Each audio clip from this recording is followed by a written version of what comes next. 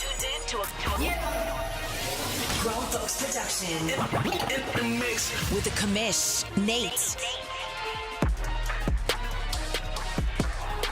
Hey, welcome into a frustrating Press Pass Live. This has been absolutely asinine tonight. I could not be more frustrated than I am right this minute because we have been fighting this for over 45 minutes. My internet has kicked the bucket for the last week and I can't figure out why. And it is just, it doesn't matter. Let's get to the show. Welcome to Press Pass Live, your weekly podcast show for the OMFL. You see my buddies here, Mr. Hurt in the live, in the flesh, on the video, owner of the Minnesota Vikings, and Mr. Maniac, the commissioner of the Deuce and owner of your Buffalo Bills. Fellas, how are we doing tonight?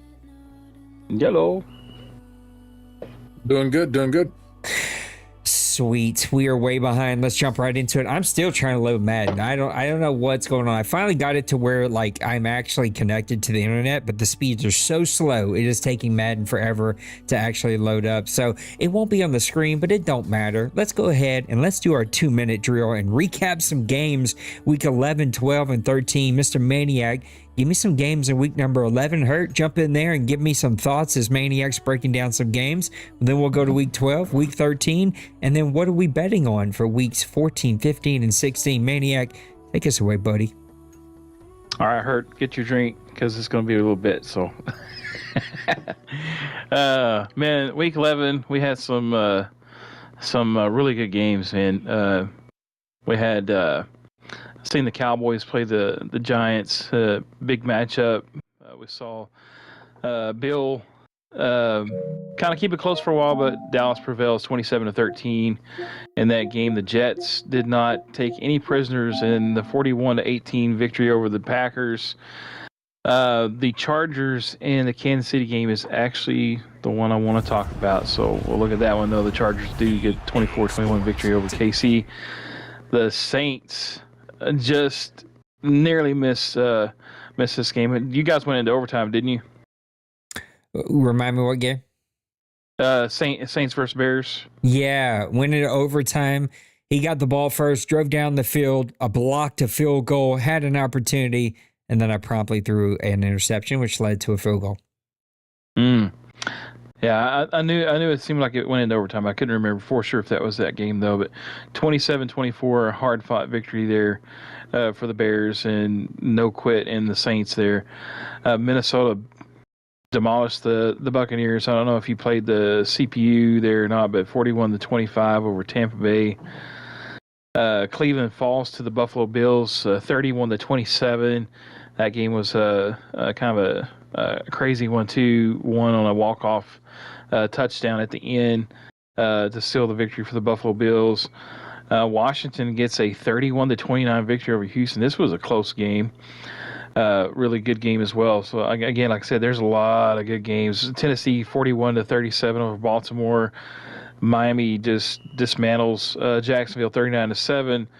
Philadelphia played a close game against the Seahawks there, but fall 31-28. Arizona gets a win over the Rams 24-15. Denver and the Raiders, man, they always play a really close game. It's usually, though, high scoring.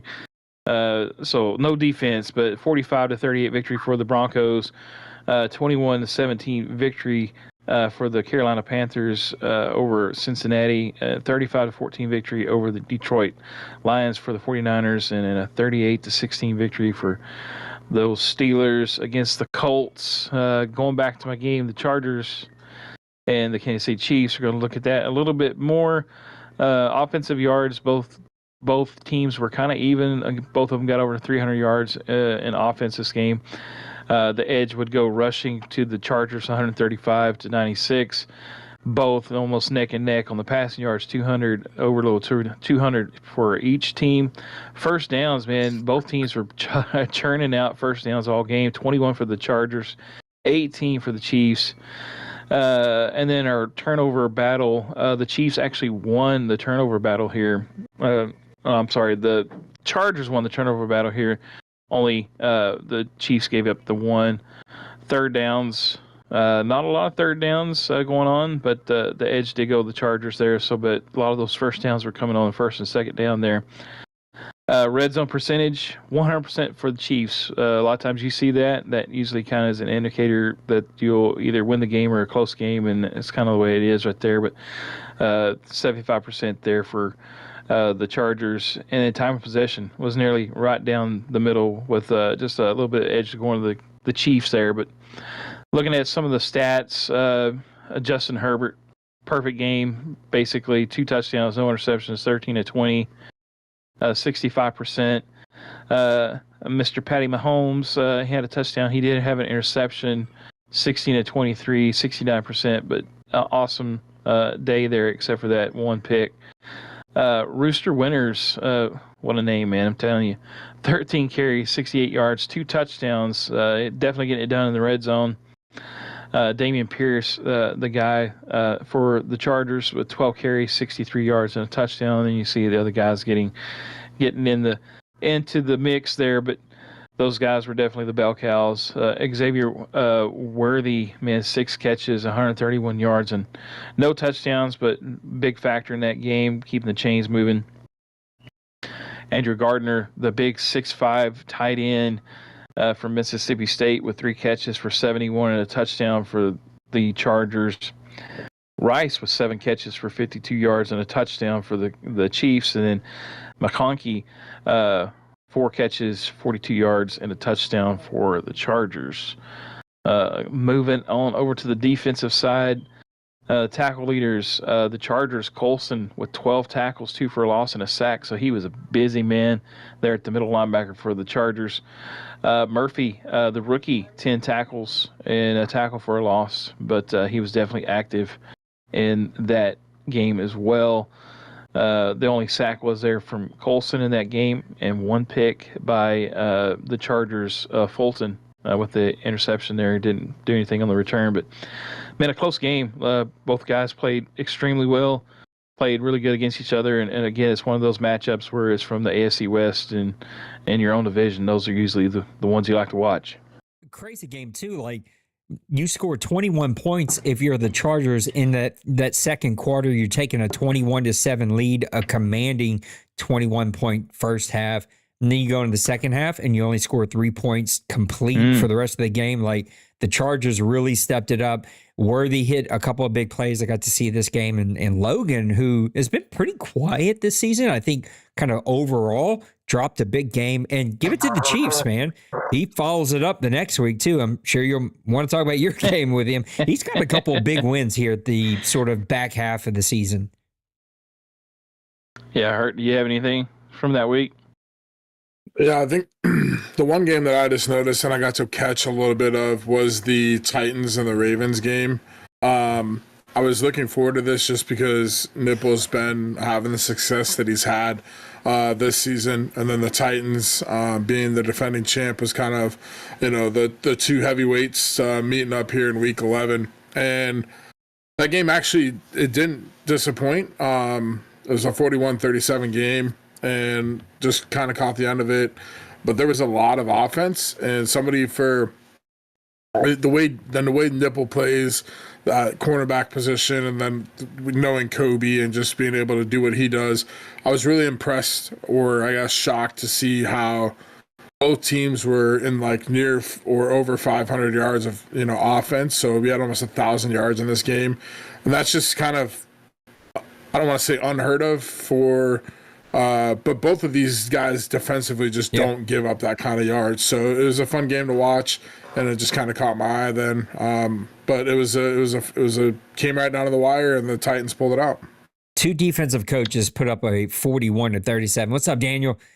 Game 17-24 in the second quarter alone. I've had games where neither one of us gets 17-24. Me and Bill played to a 14-3 game earlier this season, and 2 defensive coaches gave up 480 yards to the Ravens, 532 for the Titans. Just absolutely crazy. Week number 12, take us away, Maniac. All right, week number 12, we got the Falcons hosting the Saints, the 31-10 victory for the Falcons. Looked like the Saints just didn't get off the bus on this game. By far, my most embarrassing game this season. Yeah, it happens sometimes, and definitely does, and it sucks when it does. But Kansas City beats Buffalo 16-14. Really want to talk about it. I'm not going to talk about my own game though. I will comment here in a little bit though about my game though. I mean, it was really a crazy great game though. All very defensive, as you can see, 16-14. The Texans. 42-14 over Tennessee. This was a sim game. Okay, I see it 0 played there. So, but that just shows you, Mr. Rogers built a good team. He just got to get it put together. I know he struggles with his own battles in real life. So, but man, he's put a great team together, and they whipped up on the Tennessee Titans, man. The Vikings. Speaking of whipping up, 40-0 over Green Bay. I don't know if this was a CPU game or what, but the Packers I would like have. I would like to own that. That was a user versus user game. That was a user versus user game. I have to give a little prick here because the Packers have been on a slide since there was the what is it, the ability gate. I guess that's what we. But He's been struggling. Been struggling since then. So, yeah, let's see if those Packers can right the ship. But 40-0 there. That's a big loss. I think he lost his quarterback. Also, am I wrong about that? I think you're right. I think he did go down. It was early in the game. He lost his quarterback. I want to say it was like the first drive or second drive. Rex Manning only had, I think, 2 pass attempts or something like that. That's tough. He came out and I think he ran like the first 3 plays were like heavy set run plays, and then like his second series, his quarterback goes down, and that was his heart. That was a tough loss. That's for him. Ball game after that. Yeah, that's a bummer. The Indianapolis Colts, they're rolling. 33-27 victory over the Bengals. Detroit gets back to their winning ways with a 31-17 victory over the Miami Dolphins. I actually thought about talking about this game, but I'm going to talk about the Seahawks and the Arizona Cardinals. A lot of good games, but this game was also like right there, the one I was going to talk about also. But Philadelphia, 24-21 victory over the Giants. The Giants, I think, lost 2 in a row. Bill was ready to burn my house down after this game. I'm pretty sure. I seen the comment in the chat that says F all Madden. So, but yeah, he was definitely struggling in this game. So, but got to give it to Philadelphia and Twinkie, man, pulling out a big victory there, 24-21.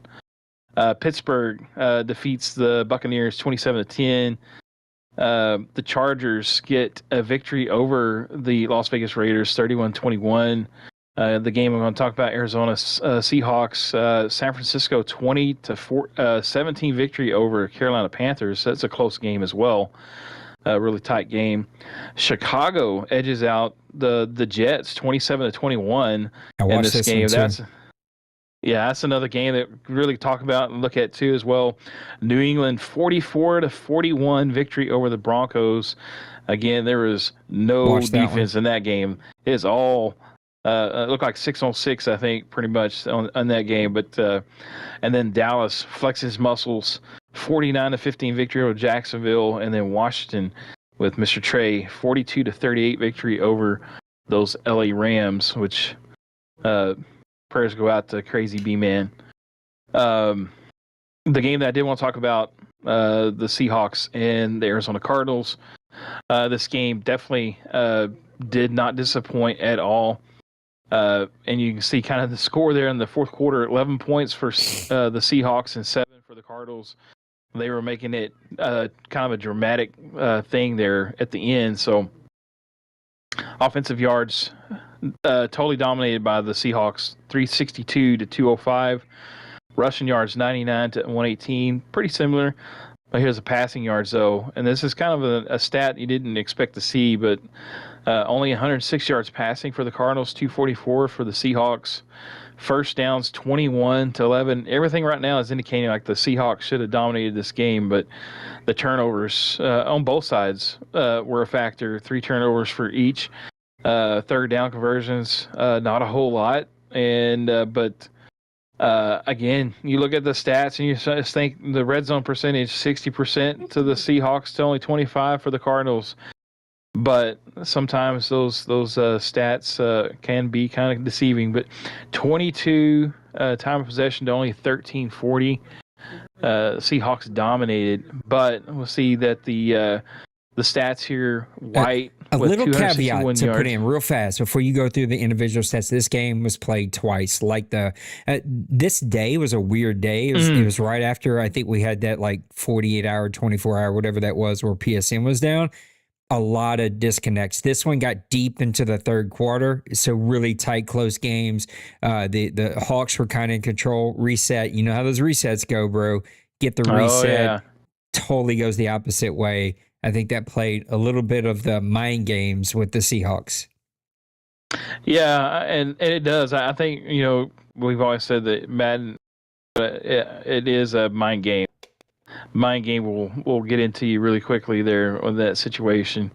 Both quarterbacks struggled, though. The 3 interceptions for Henry to White having 2 interceptions here. Both were sacked 3 times. Completion percentage for both guys was under 60%, so they were struggling passing the ball. As you can even see at the quarterback rating, both below 70, just struggling to pass the ball consistently. But the big guy, I think, here was Montel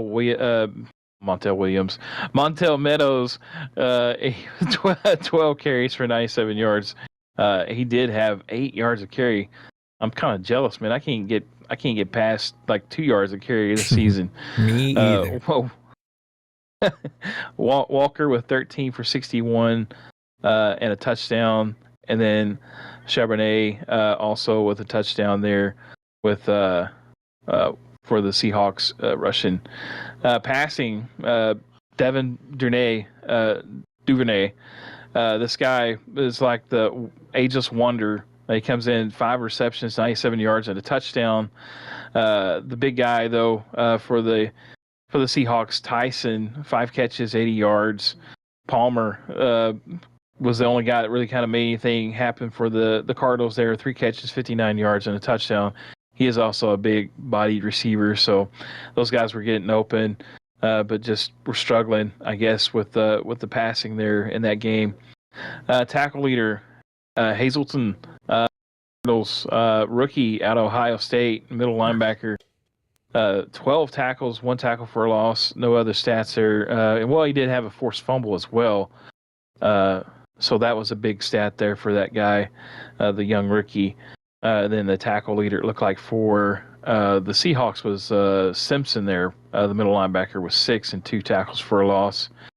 The sacks, though, we saw that both sides had 3 sacks. Fielder had 1. Pritchett had 1. Meadows had 1. I guess he's got 2 guys on his team. Meadows, maybe they're brothers from another mother. Murphy also had 1 for the Seahawks there. So you can see like there was like a ton of sacks there for the guys that go around. Witherspoon was the big guy though with interceptions, 2 of them in this game. And then Chris Dyson looked like he had 1 for 89 yards and looked like a touchdown. And also Max Milton had a touchdown on a pick as well. So that's where he got his scoring there. So the defense chipping in and actually helping the offense in the scoreboard there to get the victory for the Arizona Cardinals. And they win 28-25.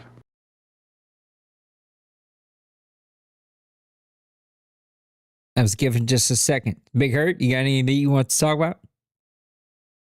Yeah, I think the one game that stands out to me for week 12, is the Bears and the Jets. The reason I cover this is just because the Jets have been on such a tear offensively, scoring 40-plus points almost every game. And I'll speak to just the Bears in my division. The Bears have given me, like, the biggest trouble this season. Outside of my first 3 games, those are my 2 losses since week 4 have come to the Bears. And defensively, the Bears like have such a talented roster, and they've given me just absolute fits. And I've lost 24-15 and 16-7 to the Bears. But I watched part of this game, and since he being such an offensive, just dynamic, like absolute beast in Madden, this season with the Jets and that Earl Lowry, but the Bears bottled them up pretty well, and it came down to like a last play.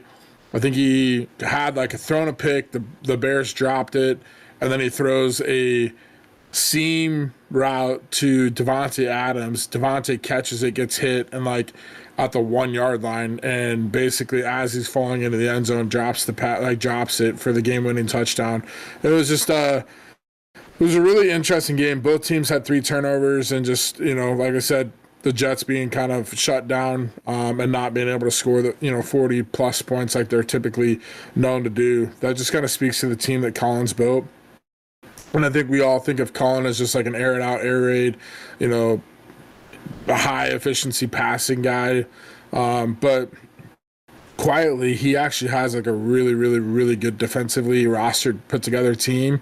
And when he puts it all together, like Colin could easily be a threat, the whole way through. I just think it's the consistency thing for him. But he put it together this week for week 12 against the Jets.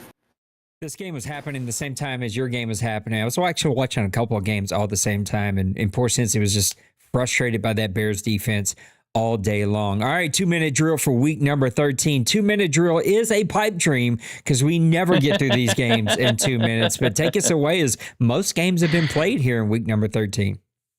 Yeah, we got a couple left. Actually going to be playing Cincy after the Press Pass Live. So Baltimore 27-20 victory over the Steelers.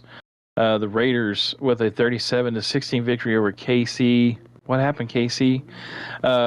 Indianapolis 43-18 over the Jacksonville Jaguars. Jaguars are kind of struggling just a little bit down the stretch here. Atlanta gets a victory, squeaks out a victory over the Green Bay Packers 23-20. The Chicago Bears, the Bears we just talking about, they're kind of getting things rolling. 31-20 victory over the New England Patriots. Minnesota quietly kind of getting into the mix of things here with a 31-29 victory over Carolina Panthers. A low-scoring game here. The Chargers, the battle of the LA area, which I know the one's a CP right now, but a 17-3 victory over the Rams. This is a game we're going to talk about. Saints Seahawks. We'll come back and touch on that one. Denver 31-30 victory over Arizona Cardinals. Sorry, I'm laughing at Nate's dance over there.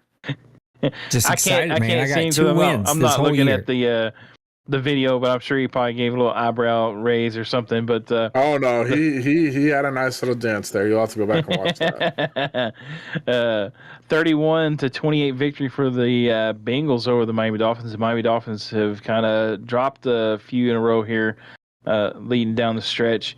Tennessee with a big victory, getting back into the swing of things for Tennessee Titans. 27-14 victory over the Eagles, and then Houston with a big victory over the Cleveland Browns, 44-21.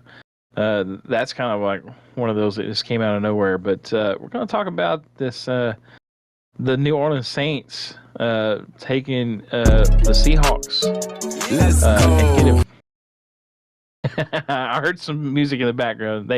Nate's over there pumping the music. Man, big game, though, for the Saints. A 30-21 victory. Both teams putting up 14 points in the fourth quarter. But offensive yards, give it to the Saints. 337 yards on offense.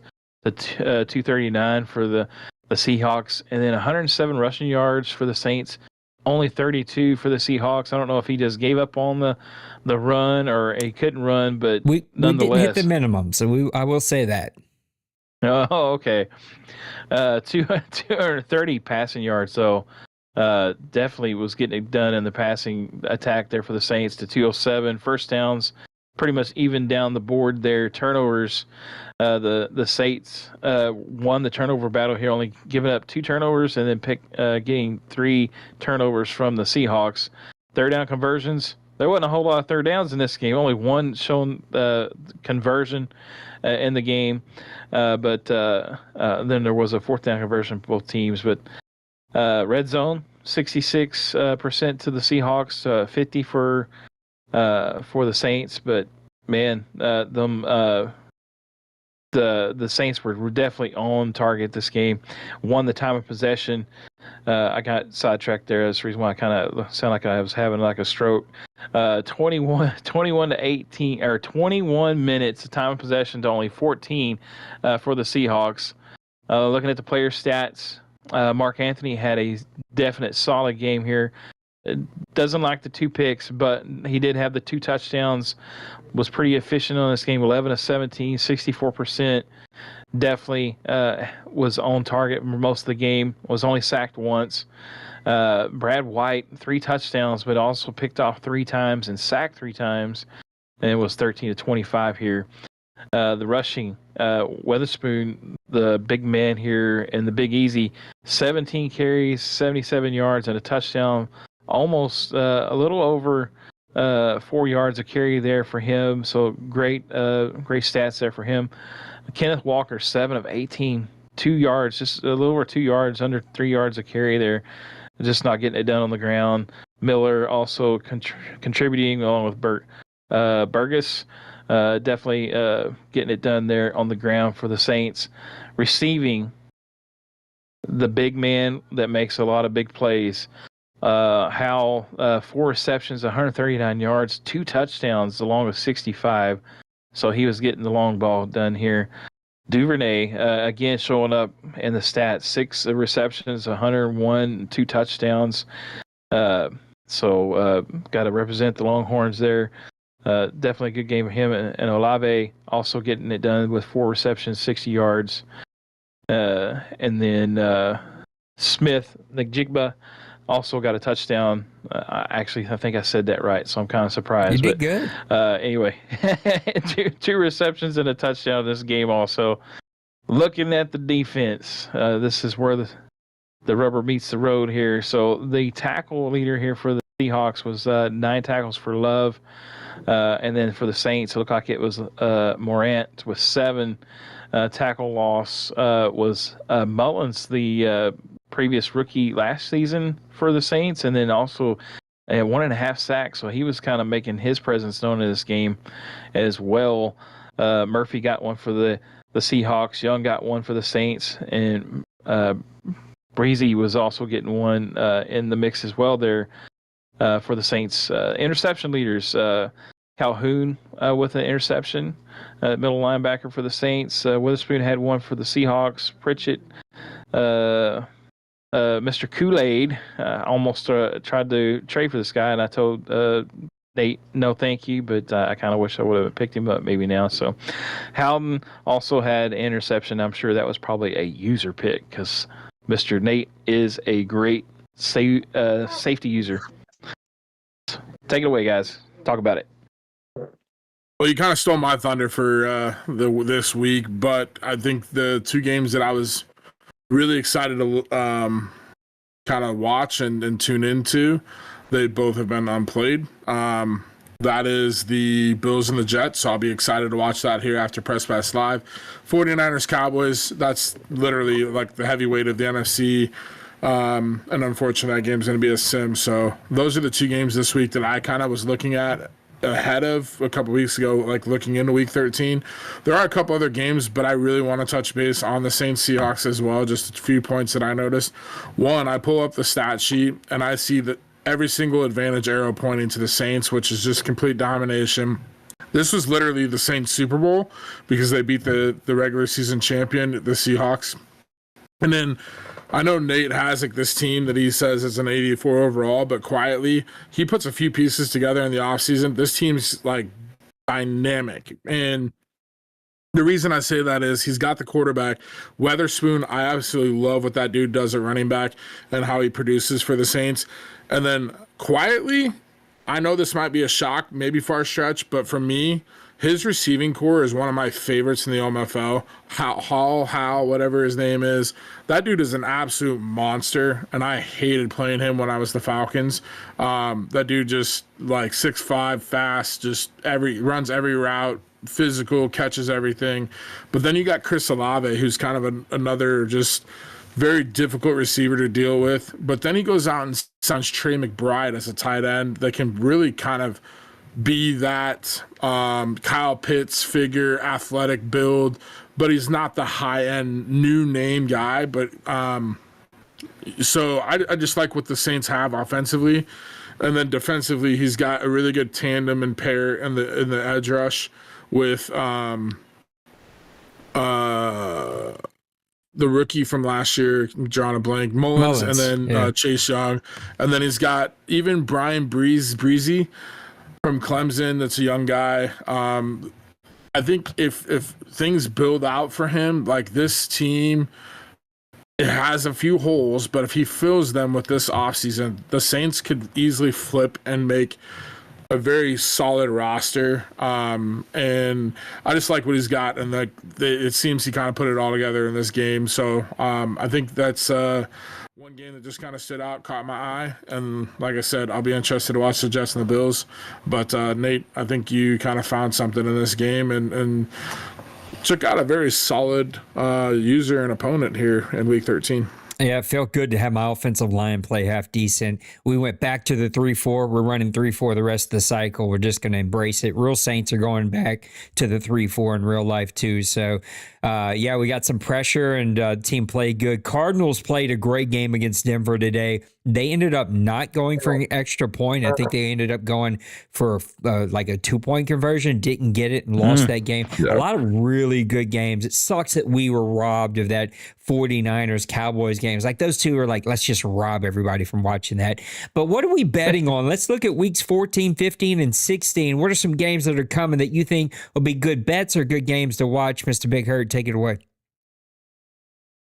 Well, there's a couple games that I've kind of looked ahead, and it's easy to sit here and pick the high-end names. Obviously, Niners Seahawks and Week 14 is one that I would like to watch, but the Chiefs Chargers is another one. Obviously, Cowboys Titans, that's could be a potential OMFL Bowl matchup. But the one game that I'm actually really excited to kind of tune into. And these guys probably don't have much from a playoff standpoint to fight for, but I think it'd be fun to see because these guys are going to be battling out for the OMFL for the rest of this cycle. And that's Twinkie and Vikes Bowl, the Eagles and the Commanders. I think it's interesting because Twinkie, he showed that when he beat the Giants and Bill, like he can compete with the top dogs when he puts it all together. But at the same time, now Trey's coming in and he has been a top dog in the OMFL, and he's got Jalen Daniels, a top quarterback that could be very scary and elite. And so it'll be interesting to see kind of an early matchup. It's late in the season, but an early matchup in this rivalry because Trey's new back into the OMFL. So that's one game for Week 14 that I'm really excited about. And then also the last one I'll throw out there is the Jets and the Broncos. If the Broncos play the way they are capable, like he did against the Cardinals and a few other matchups that we talked about, this could be a big game for the Jets because the Jets just lost to the Bears and they've had a few other games. They could have a big game tonight. Things could shake up there in the AFC East, depending on how that plays out. But it's just a matter of which Broncos team shows up. 49ers Hawks, that's a game that we've seen go the Seahawks way a couple of different times. Seahawks, though, have dropped one to the Saints and the Cardinals lately, so I feel like he's pissed. And then Cowboys Titans, a possible OMFL Bowl, not rematch, no, because I forgot. Bill made it for the NFC last time, but a possible matchup coming up here for the next OMFL Bowl. It might be a good one. Any that we left out here, Mr. Maniac? I think you can look at the AFC North. They're all matched up this week. Ravens versus the Browns and Bengals versus the Steelers. Anytime you get these guys playing against each other, there's going to be either a very defensive game or fireworks going, and it's usually always very competitive, close. There's hardly ever any blowouts between these four guys when they play each other. So it's always great matchups when you see that as well from that division. I've had a couple blowouts at work. That's always embarrassing. Week number 15, Big Herd, take it away. Week 15, I'll throw our game out there right now. I'm Vikings Saints, I think, is going to be a pivotal game for me just because of the playoff race that I'm in and a tight race in the NFC North. And your team obviously is catching some fire and figuring some things out. So that'll be a big game. We also have the Titans Commanders. Again, Trey is just an opponent that I don't think Kobe probably wants to see at the back end in Week 15 if he's in any type of race coming down to seeding purposes. Trey's just, yes, he's got a bad record with the Commanders, but that's a team he took over, and playing someone like Trey, it's just not one that you're like, oh, this is a gimme win. And it's probably a win that Kobe probably had checked off on a schedule earlier this season. Yeah, I got the Commanders, Shiloh struggling, and all of a sudden, boom, here comes Trey. Things completely change. The Bills and the Dolphins, that could be another big one. But the one that I think that really stands out for me, the biggest, is depending on how things play out, week 13, 14 here and 15, things are shaking out and kind of settling a little bit, is the Chiefs and the Cardinals. The Cardinals are putting themselves in the mix of things. The Chiefs have put themselves in the mix of things. And here's a big matchup, week 15. The Chiefs go to Arizona, and both of these guys, when they figure it out, they're right there in the thick of things, and they got a big matchup. And I think this game is pivotal for both teams to get in, because the Cardinals have a fight going on with the Niners and the Hawks, but the Chiefs are also in the mix of the AFC, which is, we talked about on the previous Press Pass Lives, like the Chiefs and the AFC and how deep that is. Plus Logan's over there now in the AFC West. That's a pivotal game for both teams. So I'll be interested to see. That'd probably be the game of the week for week 15 for me. But I'm also throwing our game, Saints-Vikings, just for myself, because I've got to have that. And I'm now not looking forward to seeing that you've kind of figured some things out. Seahawks Giants, I think, could be a really fun one. Bills' frustrations are starting to build. Meeks are about to boil over. By the time we get to week 15, no telling which one of those two wants to murder me first, but that could be just a really fun game to go ahead and watch. Ravens-Bengals has some potential to be a lot of fun. Cowboys-Browns, those are two guys that have faced off before in the past. Two top owners here. Also could be a really good game. Anything else you're watching for, Mr. Maniac? I think the one that kind of caught my eye was the Chiefs, Cardinals. Not only the simple fact that it's pivotal for both these guys in their races that they're in, but they're both Chiefs fans, so they'll be facing off against each other. So it's always being on the opposite end of when I played Dwayne, my favorite team being the Cowboys. It does kind of feel a little, funny, playing against your favorite team, but you get over it when the competitive juices starts going. But I think it'll be a good matchup, because I know Joker's always saying that he wants the Chiefs. He's trying to get him to switch to the Chiefs or whatever. But both these guys are really good guys. Never gonna happen. What are we betting on week number 16, Mr. Hurt? One thing I will say is, Nate, you might want to avoid watching that Hawks-Giants game, because I feel like something like maybe The Ring, if you've ever seen the movie where the girl comes out of the TV, whatever happens in that game, one of these owners might come through the TV to attack you or something. So I would avoid that game at all costs. But turning to week 16, there's a couple. I think an old school throwback game for me that's just two heavyweights would be Penguins and Cincy. The Steelers at the Jets. Again, Cincy's coming down to try and make his bid for seeding in the AFC. And we all know what Penguins is capable of, and that's just kind of two heavyweights. Again, Joker playing the Niners. So, how that's going to play out. Another big one is was the Buddy Bowl, Lil Koch and the Browns. This is just a fun game every single time. It's 2 times a year, but you know that these two guys know each other better than probably any two owners in this league, and it's just both of them have had their success, their moments, And so it's just always a fun game to watch. So that would be probably my couple games that I would, spotlight for Week 16.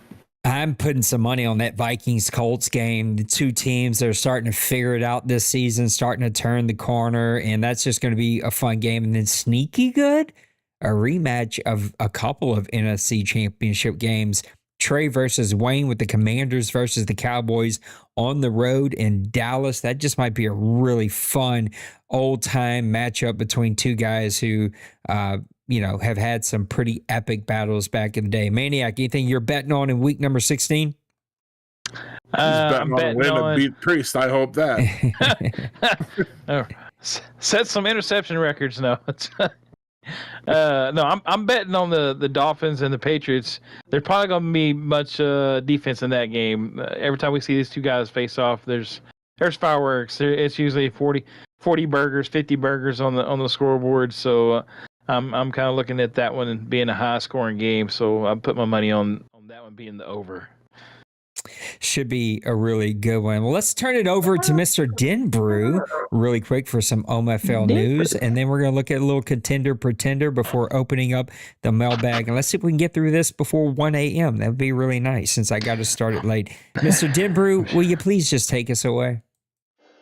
Welcome back to the OMFL news. I'm sitting in my truck here, freezing. It is 24 degrees currently right now. Hoping this thing warms up pretty quick. But we are in week 13 of season 113 in the OMFL. I am Denbrew. This is your news. And we are talking turnovers today. So if you turn it over a bunch like I do, I'm not going to kick you while you're down, so you're not going to be a part of this. We're going to focus on two teams that do a really good job of not turning it over. And the first one is the Dallas Cowboys. They don't turn it over. They do not turn it over. Dak Prescott only has 2 interceptions on the season, and he's thrown 19 touchdowns. So a 19-2 touchdown to interception ratio, that equals really good football. That equals a lot of wins and a lot of success. And a fun fact here, Dallas has actually fumbled more times as a team than they have thrown interceptions. He's fumbled the ball 3 times and thrown 2 interceptions. So he's got a nice turnover differential. He's sitting at plus 20. So that's crazy. What else do I got here? The Baltimore Ravens was the other team I wanted to focus on. Now, they've thrown 10 interceptions on the year. 0 times have they fumbled. So they've got a total of 10 turnovers on a year, which is less than a turnover a game. That's crazy. And he's forced an unbelievable 41 turnovers through 11 games. Yeah. So that's like 3.5, 3.7-ish turnovers a game that the Ravens are getting. So for every turnover you get against the Ravens, he's getting 3 or 4 against you. That'll win you a hell of a lot of football games when you do that. So hats off to the Baltimore Ravens. Hats off to Nips. What else we got? Oh, some other standouts that do some really good stuff as far as turnover differential. The Bills, the Jets, the Niners, the Steelers, the Chargers. They all do a great job of getting turnovers and not turning the ball over, protecting the football. Really good job by all those teams that I just mentioned, but also, man, the Ravens and Cowboys, just exceptional. Nice work, fellas. That's all I got. Back to Press Pass Live and Nate, and just a quick update. I'm getting some hot air blowing out of here. See ya. What an update right there from our buddy, Mr. Denver. Appreciate him doing the OMFL news. All right, we're not going to do all the mailbag questions because it went from like 3 questions to 30. I don't know where all these questions came from this afternoon, but I do appreciate them. People got bored. We'll wait on a couple of them. But let's go ahead and do some quick contender pretender. Now, it's still early. A lot of teams technically still in it. Matter of fact, last update from Bill, who does such an awesome job with this. Every team was still in it. There was no team mathematically out of it. But currently we have the Ravens at 10-2 in the AFC, Chargers at 9-3, Titans at 9-3, Jets at 8-3, Bills at 7-4, Chiefs at 7-5, Steelers at 7-5, Colts at 7-5. I'll put one more team in there. Browns at 6-6. Everybody after that's like 5-7, 5-8, 3-9.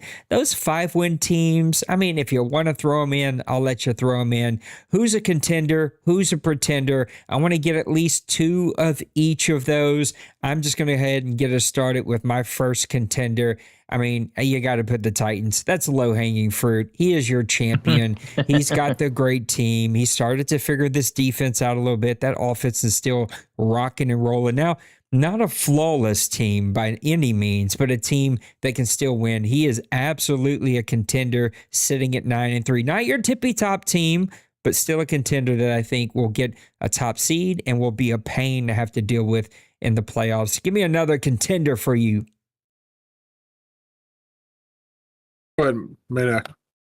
I think a low hanging fruit would be the Ravens. I think they're definitely. I see them and the Titans being in the AFC Championship game and battling out. As long as he doesn't have any cruises in line here coming up, but man, the Ravens. We just heard Denver talk about the turnover ratio. Just crazy, absolutely crazy.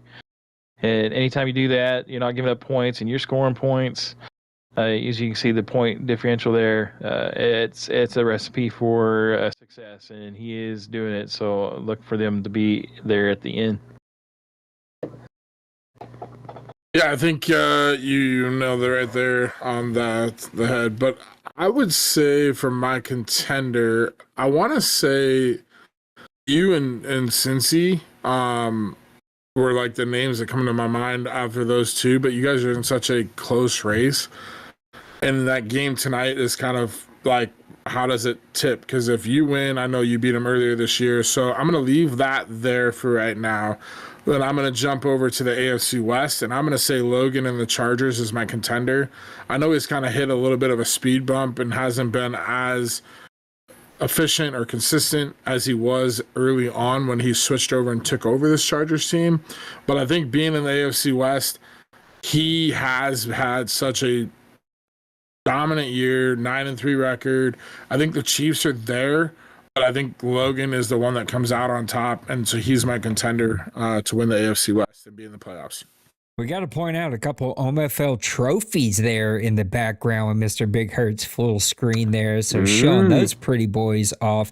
I'm going to go ahead and I'm going to go on a limb and I'm going to say Chiefs. They are my last contender. Now, listen, I'm not like these two guys, a little lazy picking the 10-win team or the 9-win team at the tippy top of the AFC. But you know what? I'm not going to call them out. I'm taking the Chiefs 7-5. He has been impressive the last few weeks.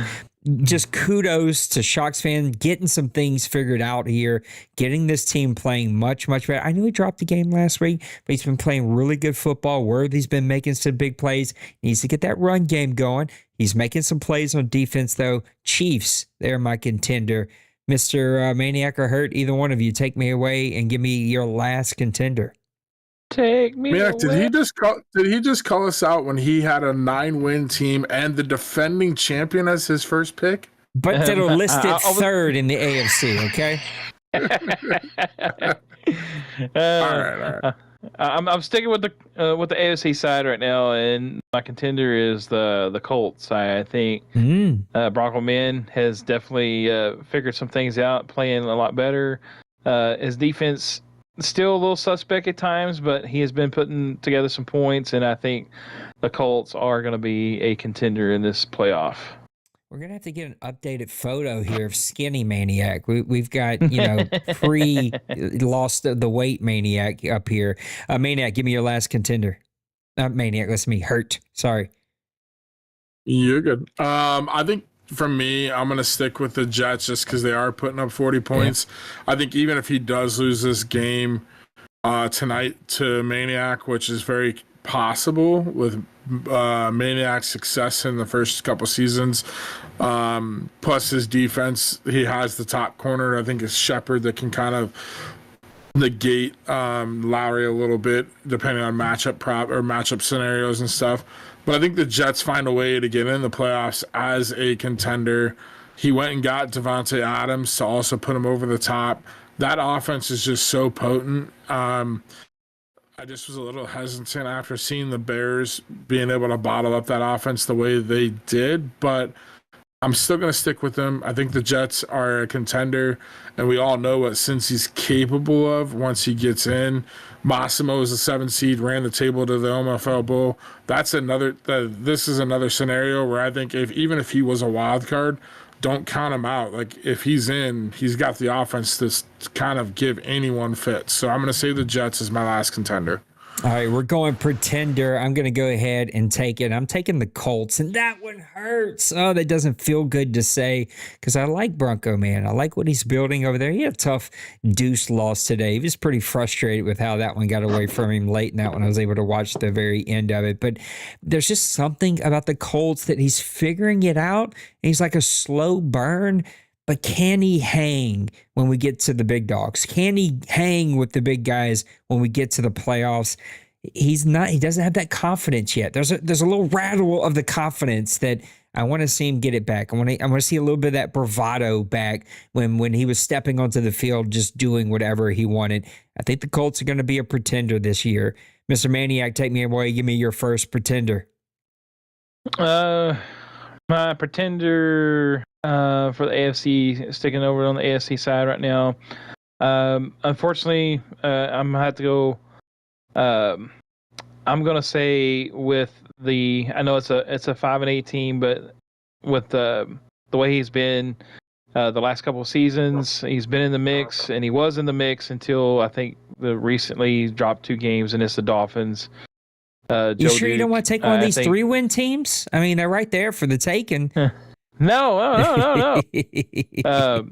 But I think, because he always seems to he gets kind of hot late and squeaks into the playoffs or whatever. But I'm going to take him as a pretender. I know he's got 8 losses, but I mean, 2 weeks ago he was right in the mix of things. So, it's just hard when it starts snowballing you to keep going though. He could dash some hopes though for some owners, including myself, as we move on. Big Hurt. My first pretender, you're probably going to look at me sideways, but I'm going to give an explanation of why I'm picking this as my pretender, and it is the Baltimore Ravens. And the reason I say that, they are 10-2. You stole it from me. If we look at their schedule, you have the Texans, the Eagles, the Bengals, who aren't on top of their game right now, the Colts, who were struggling early on. Then I believe he played the Patriots out without Rusty Starr, the Falcons, the Broncos, the Jags, and then the Panthers, which is the first true playoff team. And now he hits week 10, he loses to the Steelers, he loses to the Titans, and from the rest of the season, he's got the Steelers, the Browns, the Bengals, the Saints, the Browns, and then the Bucks. So really, to close out the year, he's got one game on his schedule that I'm the Bucks Kevin doesn't seem like he's really motivated. I would say the Saints, but now that you've kind of figured some things out, you're testing some things, that's not going to be a gimme win. And the rest of those games are all playoff teams that are in the mix and could be fighting for a playoff spot. I think we're going to see a different nipples from a win standpoint, and I think the Ravens have done enough work early on to get out to a 9-0 record that's going to get them in the playoff, but I don't think that he is going to be there deep in the AFC playoffs, and so that's why I'm going to say he's a pretender. You stole mine. I thought for sure, I was going to have a shocker for my last one, but you took it. I'm going Ravens as well. And I sort of approached it slightly different than you. You did more homework than me. I just still think that no matter what his regular season record is, what's he going to do when he gets to the playoffs? Even when we've seen him get his team in the playoffs, he just goes out with a whimper. I don't know what's going on. That dominant, passionate, freaking bravado nipple, hard nipple walking into the playoffs. We ain't seen him in 5 cycles. Feisty nipple. Yeah, he drowned in the middle of the ocean somewhere. And this new guy is sort of like more calm nipple, kind of like hidden nipple guy. Like he doesn't have that same bravado in the playoffs. I got to see more from him whenever he gets to the playoffs. And I think you pointed out a lot of issues here. He's also played 7 of his first 12 at home. And so, having some of that home field sauce when the weather starts getting bad, the speed kind of gets slowed down because you got to go to Buffalo and play in the snow and the wind. You got to, go play in New York and play in the wind and the rain. Like when that starts to happen, how does his team respond? He can still do it. I still wonder about that offense though. Defense does win in the playoffs. I'll give him that. But he's got a lot more to show me whenever he gets there. Give me your last pretender, Mr. Maniac. I'm I'm gonna say myself, the Bills, 7-4. Right now my defense is playing pretty well, but my offense, I am struggling on offense, and I think that's just a recipe for being a pretender in the playoffs if I can get there. Definitely got a big up road ahead of me because I've got some big games coming up, so it's going to be an up road battle. But I do think my Bills are pretending, getting older, and we may be looking to rebuild soon. Maniac must be stopwatching himself tonight. I'm so proud, like a father who sees his son take off on the bike for the first time. Like, you got it. Go ahead, Big Hurt. Give me your last pretender. He's just saving time for me, that's all. Let's just see. I think at the end of the day, my last pretender, and it kills me to say this because I know this guy, I met him in person. I love the dude. He's such a cool, genuine dude. And he's got his team. And it's Shock's fan with the Chiefs.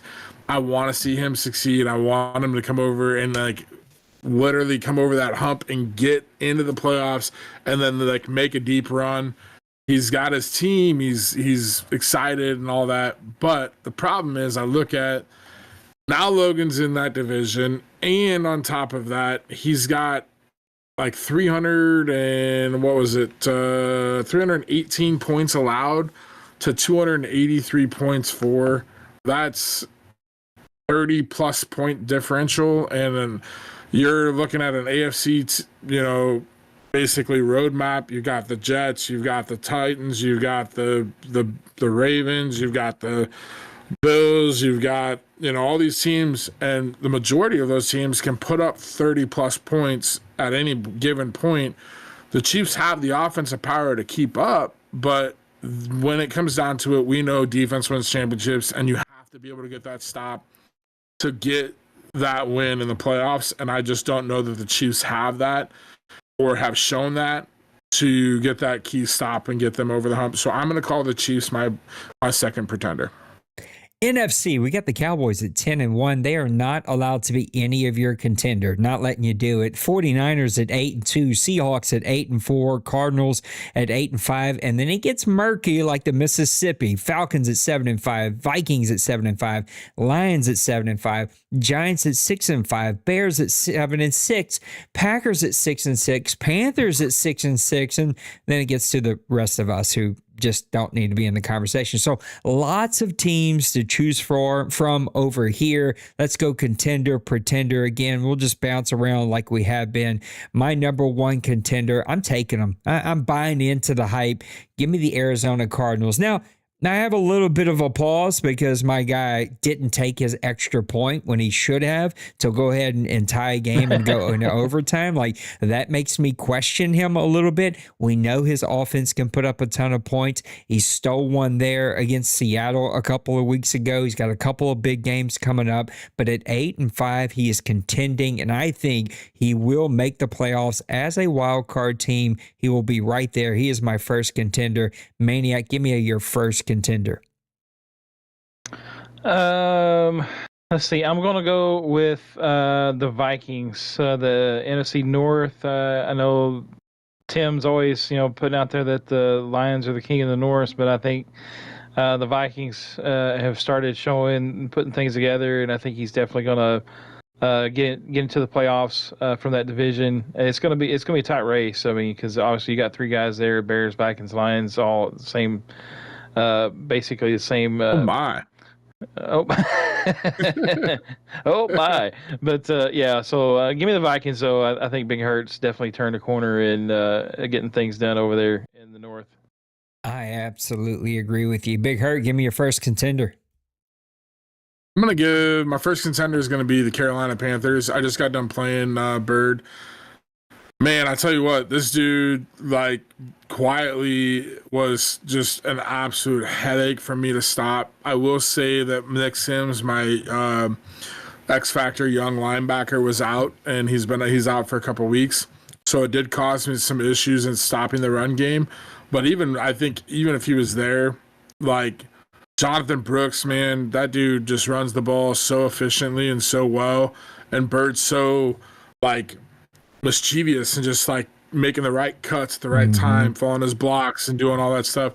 But then he, like, mixes in these, like, passing plays with Leggett and all these other players. And it's just, like, you literally have to sit there and think, like, what is he going to do? And it's, like, kind of like chess. He leaves all these options out there. And I think the reason that he's got 6 losses is just because of maybe a little bit of a roster standpoint, and he's had such a kind of a tougher schedule. But I think at the end, when the dust settles after the entire season's played, I think the Panthers are my contender to win the South. I just think the Falcons are up and down, and I think the Panthers are going to pull it out, and that's why they're going to be my contender to get in the playoffs.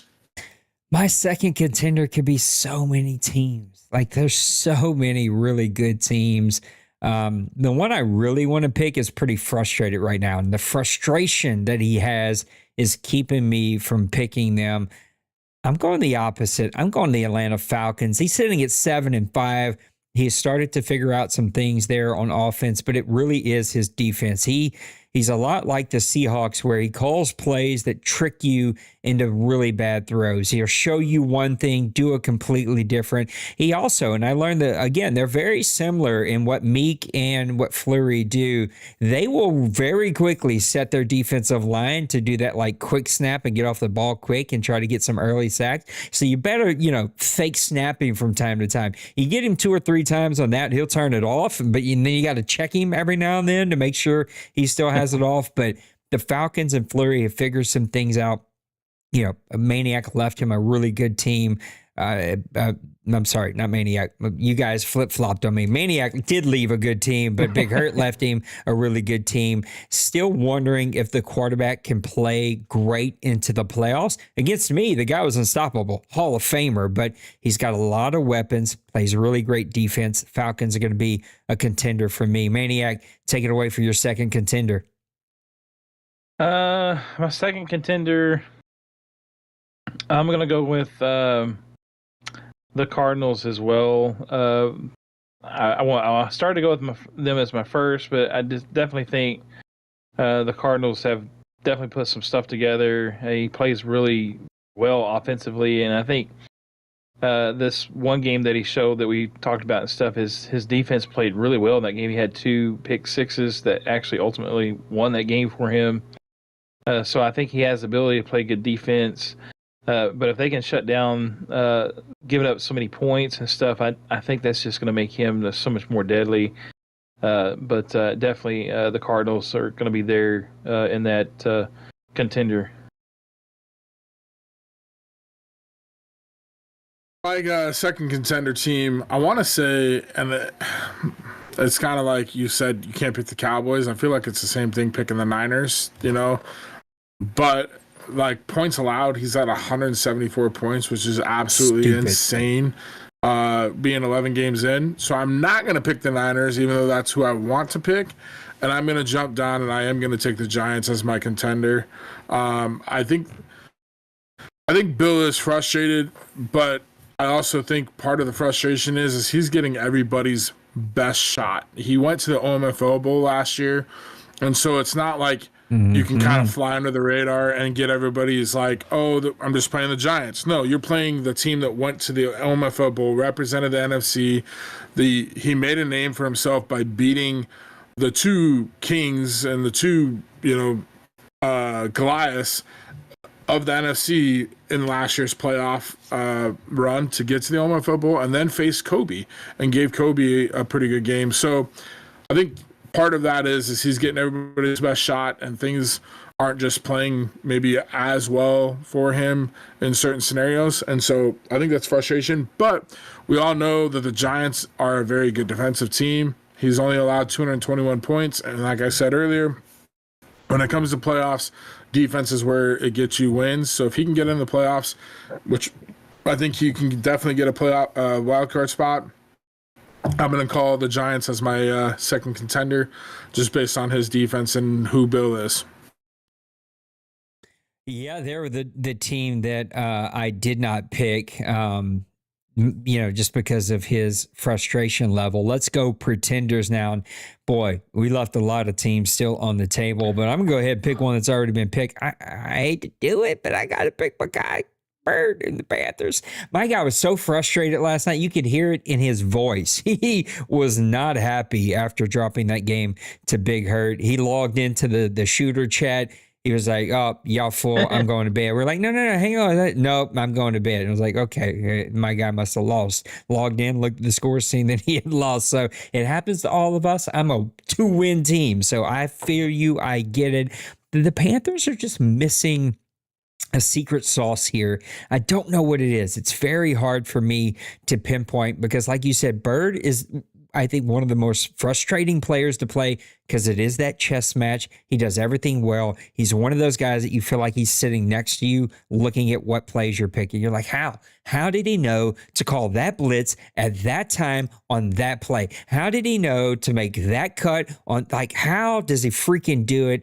But he's just missing something. And I think confidence goes so far in this league. Like, you can feel it whenever you step into round one, quarter one, play one, drive one of a confident player. They're just clicking. They're snapping on all kind of play calls. Every adjustment they make is the right one. And Bird is definitely missing that confidence. And that's what's making me think that he's going to be a pretender this year unless he finds that confidence and turns it on. Mr. Maniac, give me your first pretender.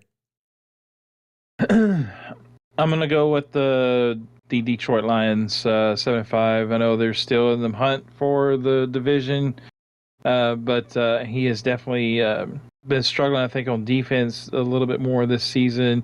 And unfortunately, he's got like a really, really great team over there with the Lions. I know he's had to make a few cuts here and there and stuff, but I just think that it's just going to be too much for him to overcome as the season progresses, and I just think that he's going to be a pretender when it comes to playoff time. My first pretender is I'm going to call out Priest, and I think Priest is a guy that I was worried when he jumped out to be 6-0. I was like, oh, he's playing very, balanced football. He's figured it out. But then in the back of my mind, I'm like, we've been here, we've done this. He started off like 6-7-0 and then finished like 7-9 or whatever it was. I don't even remember, but something crazy. And I was just like, that was an epic fail, like compared to what it is. And I feel bad because like Priest, has very good intentions, and I've had a lot of conversations with him. But I just think that for me, the 2 times I played him, I kind of was like anticipating what he was going to do, and he did it. And then it was like, okay. And then obviously losing your quarterback and early in that second game didn't help either. But I just think kind of the same thing what you just said with Bird. There's a sense of confidence, and when he was 6-0, he was riding the confidence, and then all of a sudden the ability, gate, whatever you want to call it, Maniac, that like just took a little bit of confidence away, and then he loses game 1, and now it's just like that confidence went from like 95% down to like 5%, and then he's struggled to get any confidence back, and now he's in a high pressure situation, and the confidence isn't there, and so I just think that that's where the pretender comes in for me. And I just think the pressure is going to force him to fold.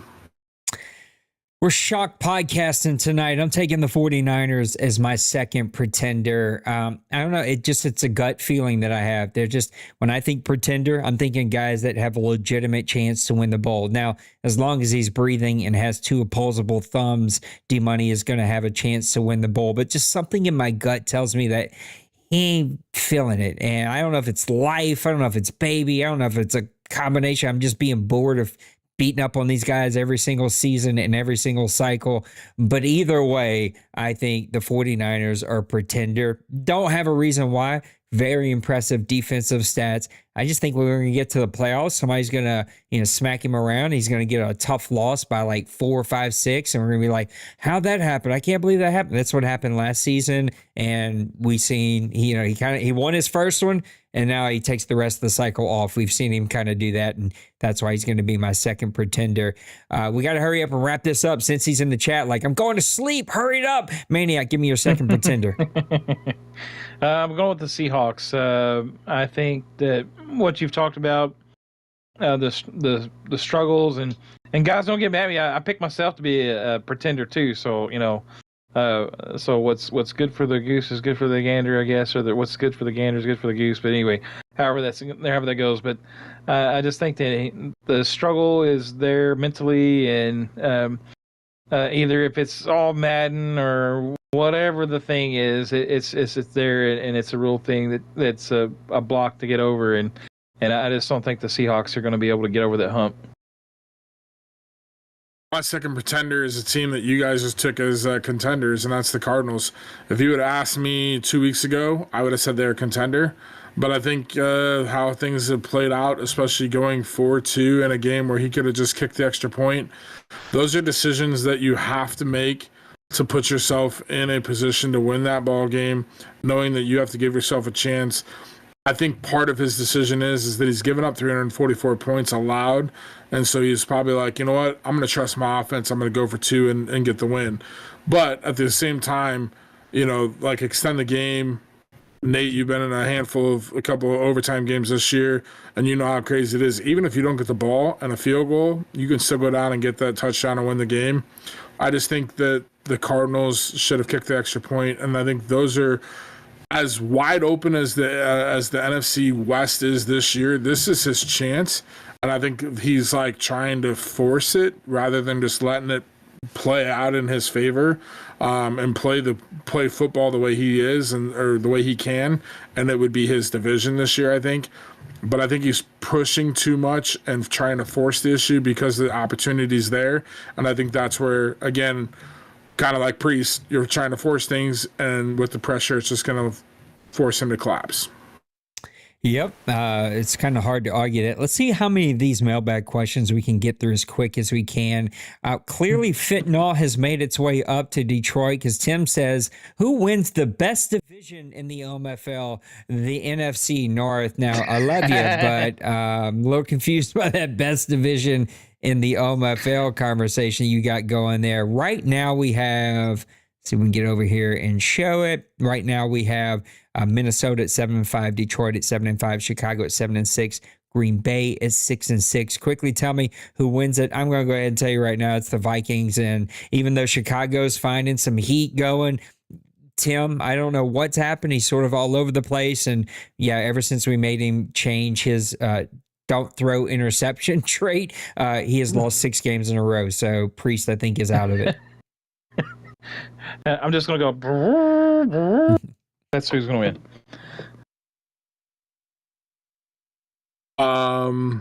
Yeah, I don't know. I wouldn't say the NFC North is the best division. I think it's a competitive division, but I think what comes down to who wins the North is going to be really how these next couple games. I just said, myself, I've got the Saints and a couple other teams coming up. The Bears did beat me twice, so if it comes down to a tie, the Bears got the nod to get in. So that's why I said these pivotal games against the Saints and a few other teams are huge for me, because the Bears are right on my tail. I have 2 wins against the Lions and the Packers, so I don't really feel as much of a threat in that aspect.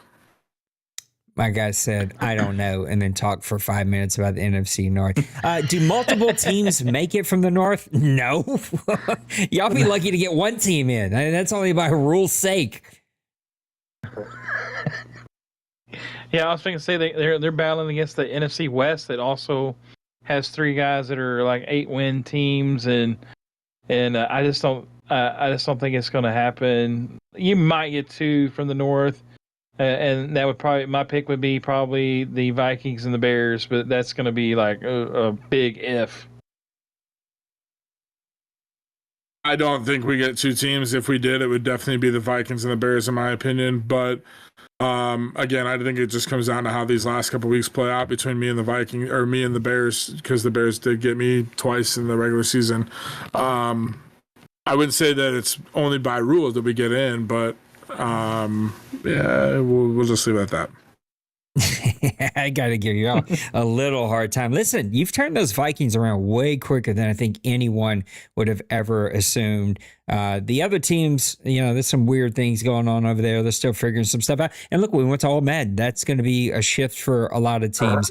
Mr. Bronco Man, see you in the chat. What's up, Mr. Randy? I've seen you guys speak out against All Madden, and some guys vouch for All Madden. Speaking of which, where do you land after 13 weeks of action? We sort of had this question last week, did we not? Hold on, let me look really fast. I guess there always seems like there's always like some kind of like All Madden type question. I always feel like there is. I could have swore that was a question at some point that we all talked about already. I was trying to see if I could find it really fast, and I can't. It's not jumping out on me at all. Anyway, I stand by what I swear, unless I dream that I'm having podcasts in my head now. But what I said last time, that is, the scores show you every week the games are competitive. Every week, you never know who's going to win. We've had some big time upsets. My team in particular, with a big upset against the Seahawks recently. And I think that sort of competitiveness is exactly what we want to see. We're seeing some new teams floating to the top. I also stand by what I said earlier. I think whether it's All Pro, All Madden, they're very similar in a lot of ways, and using slider tweaks, we can get them really, really close. I like All Madden. It would not bother me if we went back to All Pro. We're never going to get everybody happy. It's always going to be a 50-50 split. When we were on All Pro for 2 seasons, I was getting messages of, the sliders, this other league over here plays way better and we enjoy it way more. It's just, I hate those kind of like, that's not useful. What am I supposed to do with that? Anyway, we will have the conversation again after this season. Probably going to start it here really soon with the board and make a decision and either go back to All Pro to finish out the cycle or finish it out on All Madden. Either way, I think it's fine. Thoughts on All Madden?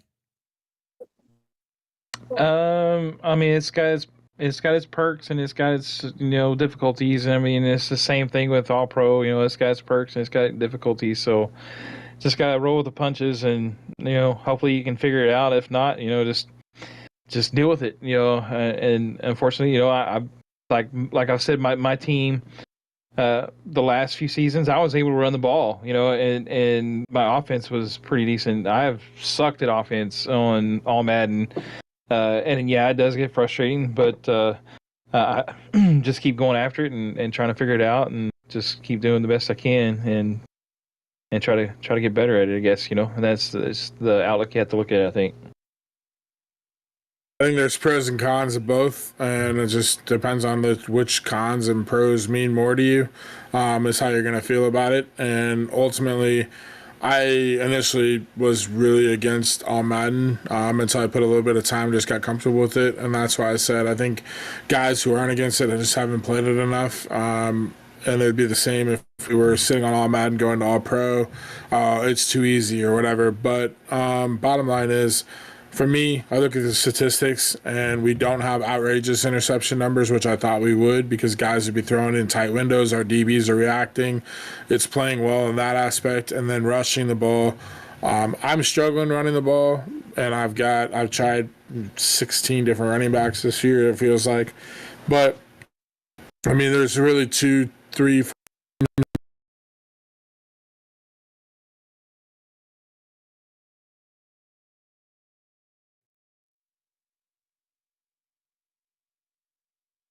the end of the day, for me, all Madden is kind of where I would lean towards at this point for parity purposes. I don't know what's happening with my computer right now, but it's giving me a little trouble. You guys got to let me know in the chat. It's saying that it's giving me trouble. If it looks gross on your end, I can make some changes, but something's wrong. I don't know what's wrong, and I can't really mess with it a whole lot. Caveman says, what are your thoughts on no switching style? That was in the chat. Caveman, do you play here? You just checking us out? Either way, Caveman, I think I like no switch. I think it adds in a whole nother layer of strategy and gameplay that the very arcadey style of Madden removes. And every time I approach the subject with the board about bringing back switch, everybody is like, we really like no switch. It's one of those things where I thought I was going to hate it. And now that we do it, I really, really like it. I'd also be fine if we ever went back to like Maniac's rule that he does in the deuce. We can switch one time. Anyway, all over the place. Oh, that's right, Caveman. I think I remember you now. Yeah. Okay. Thanks. Thanks, Cincy. I don't know what's going on. Anyway, we need to land the ship. Poor Cincy's falling asleep. Logan, we're going to hold on to yours for next week. Little Koch says, do you believe in the Madden curse? Yes, I do. Anybody else? Yes. Yes. Absolutely. All three of us. What do you think is the most important stat is on a QB? That's from Mr. Nice Songer. I think it's throwing power all day long. I would second that.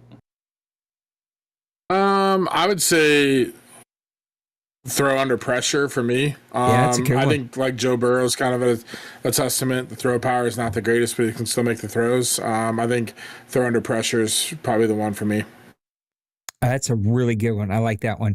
Bill says, does the NFC conference winner for season 113 come from the NFC East first?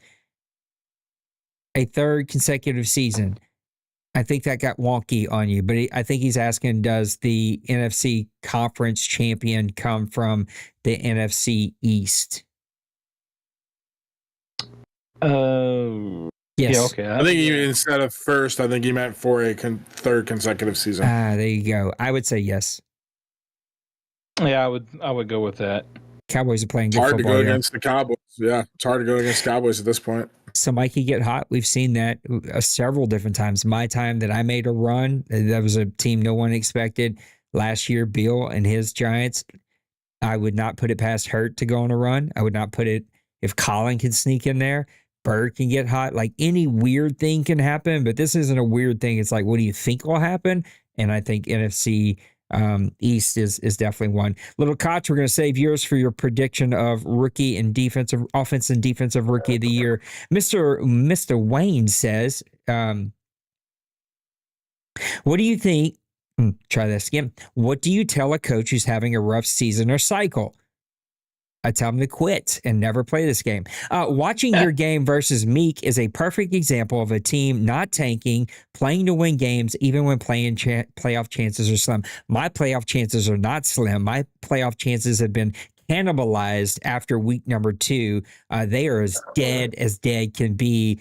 But there's no way I'm wasting an hour and a half of my day, 17 weeks in a row to tank. I'm just not going to do that. Now, if I've got young players that it's just smart to start them, guys, and if you don't win, you don't win, fine. But I don't have those right now. I'm starting all my young players. So yeah, what do you guys tell a coach who's having a rough season or cycle? That's been me for 3 cycles, so I have no clue. Yeah, I mean, just stick with it, and eventually, you're either going to figure it out or it's just sometimes it falls underneath that category. This is just not my Madden. I can't figure it out, and I'll try again next Madden. But just to keep going, playing your games and be competitive the best you can. But if I will say, disclaimer, if I'm like playing my last game and I'm 1 win away from losing the first draft pick overall, I'm taking that game. I'm just coming out and saying it right now. I'm not playing to win that game. I think I played you the year I got the number 1 pick, and I had you on the ropes, and I should have beat your butt in week number 18, and you somehow pulled that one off. And I was trying everything to try to lose that game, and I almost ended up winning that stupid thing. I would honestly, I mean, kind of like what you just said, like I'm not wasting an hour and a half. I'm way too competitive. I think we all grew up playing sports, and like if you're playing sports at any type of competitive level, you're not going to just jump in a game and be like, yeah, I'm going to just let this go and, do it over and over and over and over again. Like it's just not possible for me. And that's just speaking for my turn. So I would tell somebody if they're struggling, like, try a different playbook, try different timing routes, try different styles of runs, whether it's a power or like a zone read or whatever, and just see what works. Not that you're running the wrong thing, but maybe your team's not built for that style, and then try and figure out what's working so you go into that off season and build that team with that style and intention in mind. Or see maybe like maybe a Weatherspoon running back is the guy that you want to put the future in, and then you don't have to worry about that in the free agency or the draft. So I think those are a lot of things that you can do as a team that's struggling to get by. But I just think at the end of the day, competitiveness to me is not one that I'm just gonna be like, yep, I'm gonna let it just ride out and lose and be okay with it. Caveman, I also love our friends from OCW. Their owner has been kind to me since day one when he didn't need to be, didn't have to be. Super cool place to play. Influenced what we did for a little bit here. I wish we still did ours. It was just a ton of fun. I wish I could play there, but I'm soft like baby poop, and that is a tough place. You got to take your lumps there. That is a locker room mentality. You got to be able to eat poop for a long time and earn your spot, and I'm way too soft. So I celebrate our friends over the OCW, and I hope you're doing good, and I appreciate you popping in the chat. Come hang out sometime. Big Hurt with 2 back-to-back questions. You're building a team to compete in the A Madden cycle. Come on, Hurt. Gotta help me out here. You're building a team to compete in the Madden cycle here in the OMFL. Do you get the elite quarterback, running back, or receiver? 100%, 100 out of 100 quarterback all day, every day. You gotta. Very few guys can win. I'm talking the top 1% can win with no quarterback in this league. Maniac fell asleep. I would just say the only reason he might have. The only reason I mistyped that was you told me I was filling in for D-Wayne. I got my drinks ready and I typed that question out, and you see what happens. So for me, I kind of always was a believer of quarterback, but then I kind of changed my mentality recently, and I would go with the elite receiver. I think that elite receiver just gives you a sense of confidence and of being able to throw all the routes and having kind of that security blanket to go to in certain situations. And I think the guys like Cincy is a prime example. He goes and gets Lowry, and he can build a quarterback that's younger. He did it with Desmond Ridder, I think with the Colts team a couple years ago, and could build that quarterback into a really good, elite quarterback. So I think the elite receivers, for me, is harder to get than building with an average quarterback that can make those throws, and it's you pushing the button, making the read. It's the receiver that, because I'm not controlling the receiver, has to get that separation and get off that press and stuff. I'm going with the elite quarterback. I just think, like, I've played from different spectrums. Yeah, I have said too sometimes, like, I'm just going to trade this guy because I can't. Something can't about get the your ball, use of the word spectrum right there that tickled me. I am definitely on the Madden spectrum, y'all. But I mean, I will admit it is different with having like Josh Allen that can make every deep throw and every short throw quickly and get it out of his hand quick, and a lot of those makes a difference. But I mean, right on the skirt tail of that is like you got to have a good wide receiver too, or a group of wide receivers that can get open for you. But if you got a guy that can get wide open and you can't get the ball to him because he just lacks the arm strength or under pressure rating or whatever, and just sucks, then you're going to be in for a long haul too with that. So, but yeah, give me quarterback, wide receiver, and then I don't even think running back even fits in that category. I think I'm accidentally skipped one, so I'm going to go back one with Trey. So given that I'm one of those, again, what do you think is the biggest problem for a user taking over a team mid-cycle? Is that basically what prevents guys from taking over a team mid-cycle and competing right away? To me, it is a team that just doesn't fit your cycle. Like, everybody plays a little bit different. Everybody you can see even here in these discussions, puts their intentionality in very specific spots. And if a guy, like, again, wanted to build a great running back and fast linebackers, and you're more of a stud running offensive line and a run stopping defensive line, it's not going to match up. And so I think it's just tough to step in and take over a team that isn't set up for you to win with, because it isn't your team. Yeah, I think too that you look at it. I mean, because a lot of times, in a lot of situations, it's either the team's been decimated through trades, and not so much like completely torn apart, because we do have a trade committee to try to keep that from happening. But they will trade some guys away, get draft capital, but then you're kind of stuck with either one, it's that situation, or two, the team is in cap hell, and so then you got to scrape the bottom and start over. And that, to me, like, I mean, if it's in cap straits, and you take over a team in mid cycle, you're pretty much, you're not going to see much of the light of day for the rest of that cycle.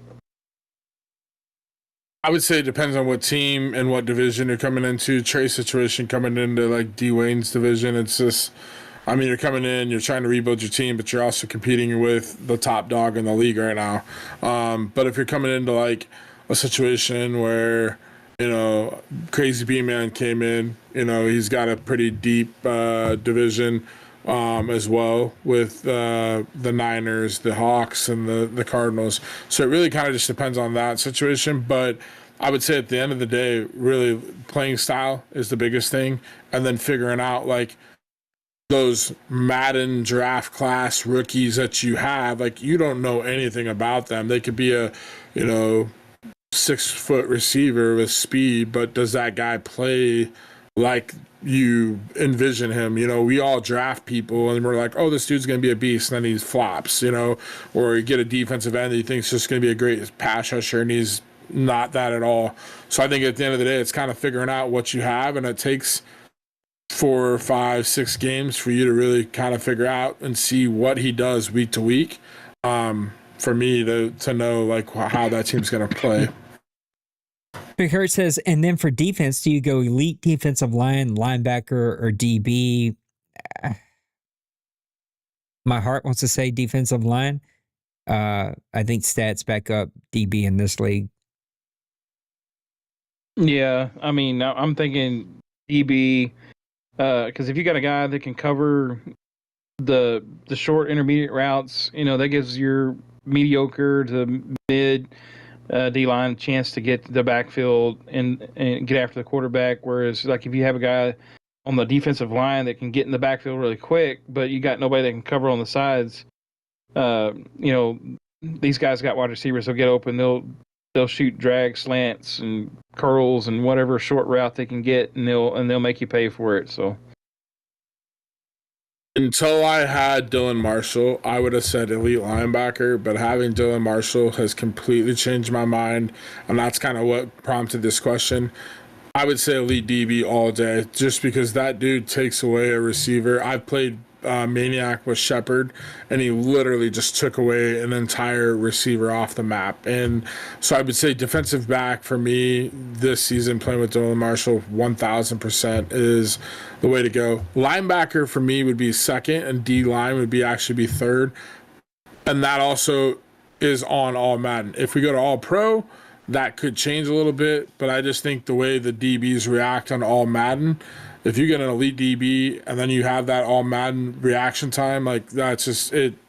I mean, you can throw hitch routes, go routes, whatever, and that dude shuts it down. I mean, we're seeing the 49ers do it, right? It's 175 points against him this season. It's just crazy record style numbers. I'd also say defensive tackle, it's not consistent and hasn't been in a couple cycles, but the Panthers are a great example for me. Playing the Giants this year, he held me to 3 points because his defensive tackles in the backfield every play, every run play, every play action, every pass play. Like it's so hard when you get that pressure right up the middle. Bill's another one. Bill has a great front seven, 2 great defensive line, made a run of the bowl game.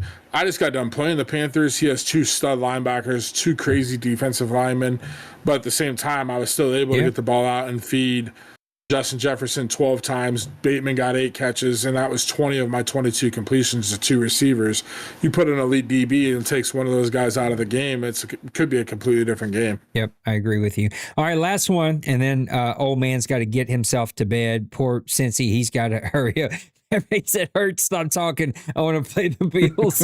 I'm not going to hang out. As soon as I log off, I'm logging. I got to get bed. I got to get up early in the morning and go into the office. But Bronco Man with the last question. We're going to hold on to your third question. So we got 1, 2, 3 questions. We'll hold on until next week. But Randy says, what quarterback prototype do you have most success with? Accuracy, pocket passer, scrambler with accuracy issues, big arm, big guy, other.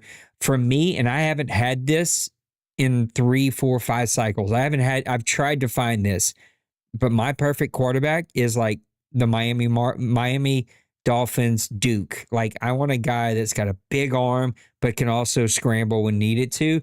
When you play the Dwaynes of the world, Dwayne doesn't do it a ton, but Dwayne will do it like right at the right time. Maniac, I think, does it really, really well, but you play zone.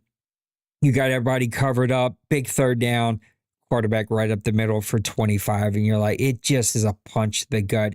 My only championship win here, which I've got no record for because there's no stream way back then. It was Justin TV, and I don't have the Justin stuff anymore. They don't hold on to things anyway. But it was when I had, I'm drawing a blank. What's the Texas A&M guy that went to play for the Browns? Oh, crap. Manziel. I had Johnny Manziel. That's back when you could import players from NCAA, like way back in the day or whatever. And we had a Johnny Manziel draft.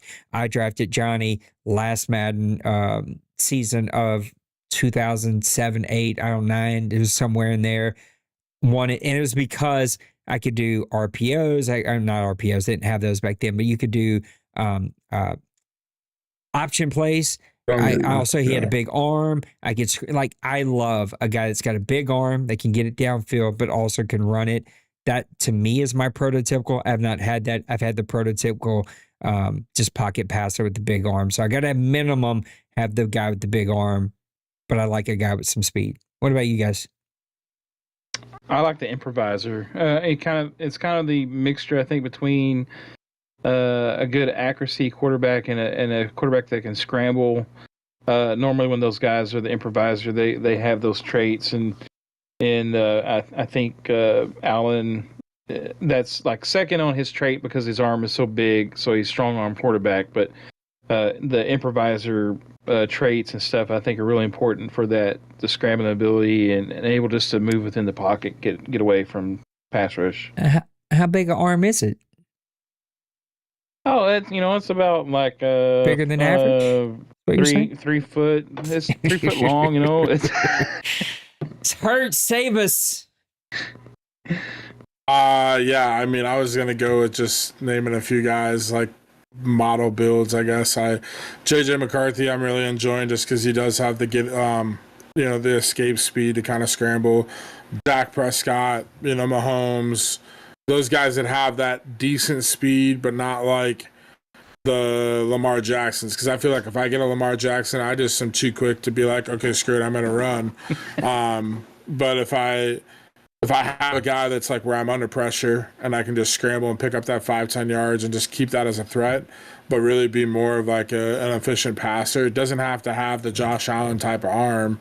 I mean, it would be nice, but like, just that be able to make the throws. Because I do, like, even Joe Burrow has enough speed for me, like, and doesn't have the crazy arm. It's just kind of having the balance of the two would be the thing for me. I had Vic in 07. I had the Falcons for that cycle or whatever. So much fun. It was by far the fun. Like that was back when Vic was a cheat code and whatever Madden that was. I still love a guy that can scramble and get it done. Even though our rules keep that, pretty contained, it's still a lot of fun. All right, let's do one final thought, and one is let's try to keep Cincyberg, awake and alive for the next hour and a half. Give me a final thought, Mr. Maniac. Go to sleep, Cincy. Go to sleep as we're playing our game. Go to sleep. No. Not as you're playing. That's the worst. Right after. He's probably gonna hang 40 on me now. So, but yeah, it's been a great show. Great talking, like all the questions and stuff. I've got to be better at being so long-winded, man. Especially on those breakdowns. I'm trying, guys. Hurt, give me one final thought. For me, just go enjoy that game. Obviously, I'm going to stay up and watch it. Many of you may not. I'm going to go refill my drink. Dwayne, cheers. And let's get these games in and get to the playoffs. I'm looking forward to it.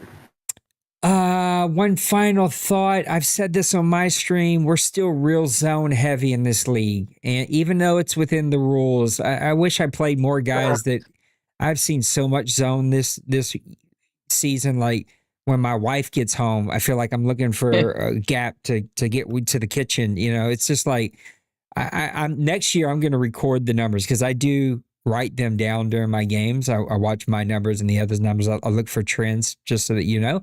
But I usually throw those away.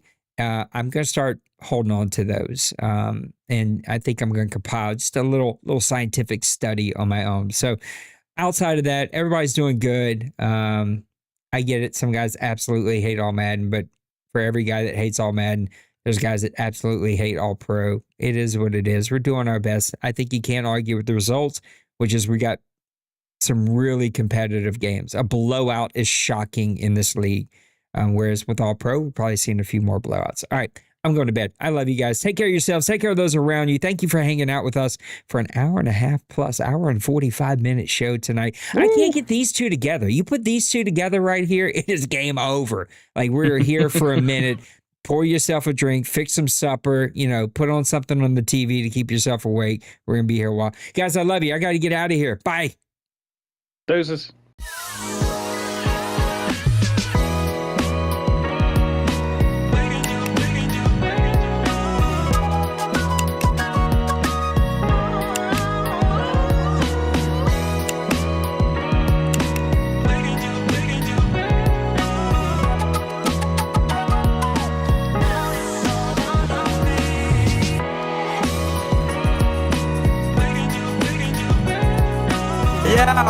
Smash that like and subscribe.